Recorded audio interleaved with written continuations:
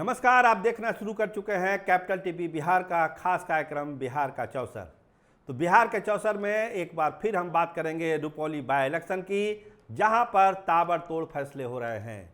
Janata Dal United ने सबसे पहले अपने प्रत्याशी का ऐलान कर दिया।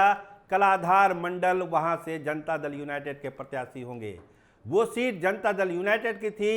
बीमा भारती वहां से चुनाव जीती थी। बीमा भारती आरजेडी में जा चुकी है, तो स्वाभाविक है वो सीट पर अब दूसरा उम्मीदवार देना था जनता दल यूनाइटेड को।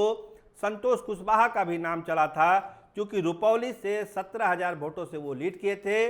लेकिन पार्टी ने तय किया कि वहां पर कलाधार मंडल को ही प्रत्याशी बनाया जाएगा।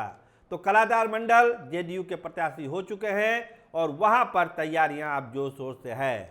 अब आरजेडी क्या करेगा, पप्पू यादव क्या करेंगे? पप्पू यादव का दबाव है कि वो सीट कांग्रेस को दिया जाए, लेकिन आप जानते हैं कि वो सीट कांग्रेस को कैसे जाएगी, इसका आकलन ना तेजस्वी यादव के पास है और ना कांग्रेस के नेताओं के पास है। क्योंकि वो सीट माले लड़ी थी, वहाँ से विनय मंडल लड़े थे, 42,000 वोट उनको आया था, तो उसको पैसे पार्टी इग्नोर कर सकती है। 16 तारीख को पटना में एक बैठक है, जिसमें विनय मंडल के नाम पर अंतिम मोहर लग सकती है।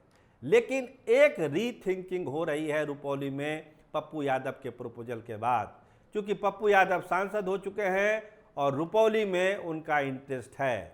बीमा भारती को उन्होंने हराया। वो चाहते हैं कि बीमा भारती का चैप्टर रुपौली से भी क्लोज कर दिया जाए। अब बीमा भारती चुनाव लड़ेगी, उनके जो पति हैं अवधेश मंडल वो चुनाव लड़ेंगे, ये तो अभी गर्त में है। अवधेश मंडल निर्दलीय भी चुनाव लड़ सकते हैं।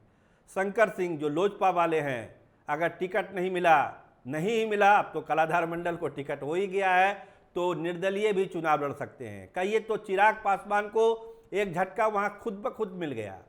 नीतीश कुमार ने एक बड़ा झटका दे दिया चिराग पासवान को। कलाधार मंडल को टिकट देकर चिराग पासवान के तमाम दावों को खारिज कर दिया गया।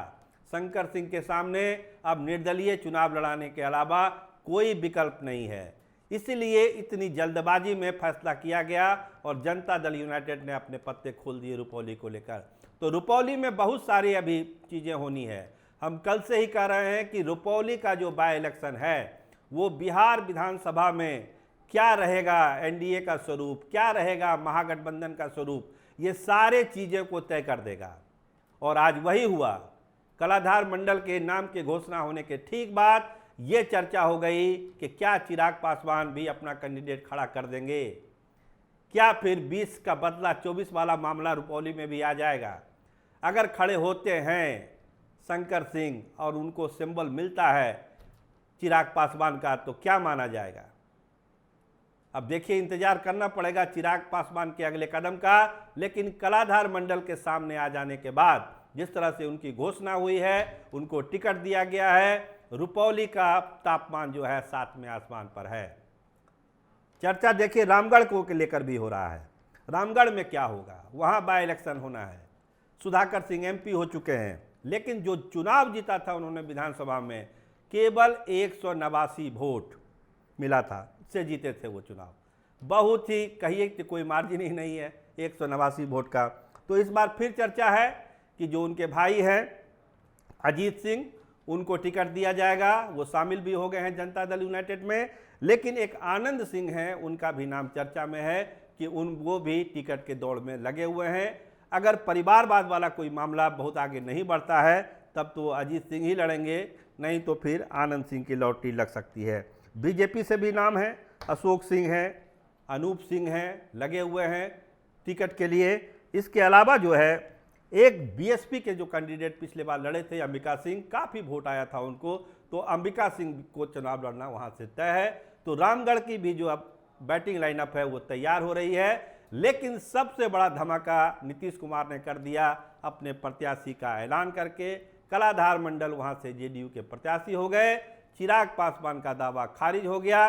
देखिए एनडीए की सेहत पर कितना असर पड़ता है, और इंतजार इस बात का है कि चिराग पासवान अपना अगला कदम क्या उठाते हैं। निर्दलीय लड़ते हैं शंकर सिंह, या फिर एलजेपी का सिंबल उनको मिलता है। आप देखते रहिए कैपिटल टीवी बिहार। आपका बहुत धन्यवाद, आपका बहुत शुक्रिया।